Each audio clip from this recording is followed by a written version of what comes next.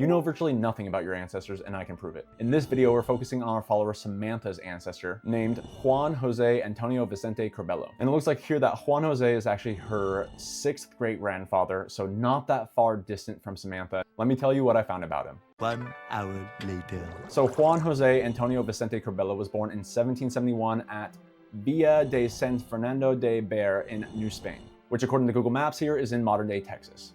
Juan Jose got married at the age of 19 years old in the year 1790. 14 years later, in 1804, he's listed in a military census as a soldier in San Antonio. He was also what was called an Indian agent, which basically means that he was a peacekeeping mediator between the settlers and the Native American groups at the time. That this was probably a pretty tough job, given the tensions between the settlers and the natives. In 1813, he joined the Gutierrez-McGee expedition, which was also called the Republican Army of the North. This was an early attempt to gain Mexican independence from Spain. This army was a mix of a variety of people alongside Samantha's ancestor, including Mexican rebels and American volunteers. Apparently, they won some battles at first, but ultimately they lost badly at the Battle of Medina, where thousands were killed.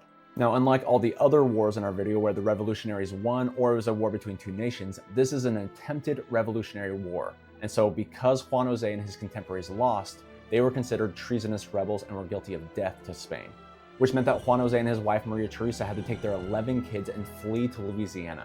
After they left, the Spanish government took away their land and property in San Antonio and sold it at auctions. And so to better hide his identity when he got to Louisiana, he changed his name to a more French-sounding name that he named Jean-Joseph Antoine Courvel. Honest, I used Google Translate before filming that take to try to say his name correctly, and I probably still butchered it, so if you know French, I'm sorry. Juan Jose and his wife Maria Teresa would both go on to live for another 37 years, both dying in the year 1850. After their deaths, some of their family moved back to Texas. And over time, descendants of the family have started to spell their names in different ways, including Courville and Corbello.